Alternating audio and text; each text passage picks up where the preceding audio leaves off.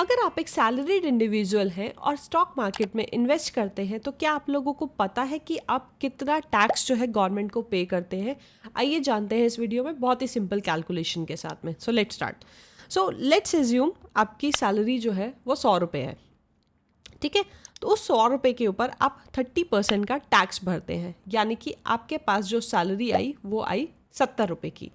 अब जो 70 रुपये हमें मिले हैं सैलरी में, मान लीजिए कि हमने वही 70 रुपये जो है वो स्टॉक मार्केट में इन्वेस्ट कर दिए, एंड वो जो 70 रुपये हमने मार्केट में इन्वेस्ट किए वो 5 साल के अंदर डबल हो गए।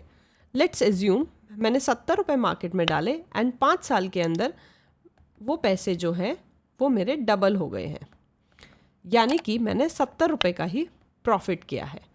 अब जो मैंने 5 साल में 70 रुपये का प्रॉफिट किया है उसके ऊपर भी मुझे 12.5% का कैपिटल गेन टैक्स देना होगा, विच इज़ अ LTCG, यानी कि मुझे 12.5% का इंटरेस्ट टैक्स देना होगा 70 रुपये के ऊपर, विच इज़ इक्वल टू 8.75%।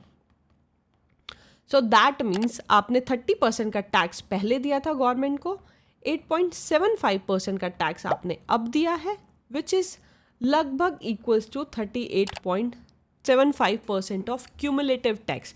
यानी कि अगर आपकी सैलरी 100 रुपये है तो आप उसके ऊपर अगर मार्केट में उसको इन्वेस्ट कर रहे हैं तो आप टोटल जो है 38.75% का टैक्स दे रहे हैं on all the profits as well as on your capital, on your actual capital amount.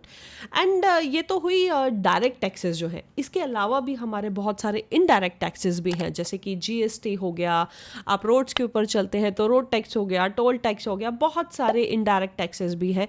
अगर हम देखें तो क्यूमुलेटिव जो है उनका भी मिला के लगभग 50% तो हो ही जाता है।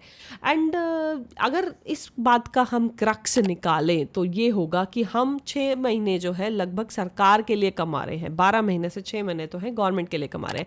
अब इस जो इतना हैवी टैक्स है इससे कैसे बचा जाए, इसके लिए भी हमारे पास एक सॉल्यूशन है। तो अगर आपको चाहिए कि हम उसके ऊपर एक वीडियो बनाएं तो please do let us know and please mention in the comment section that you are looking for a video on how to save these taxes. So stay tuned with us with more such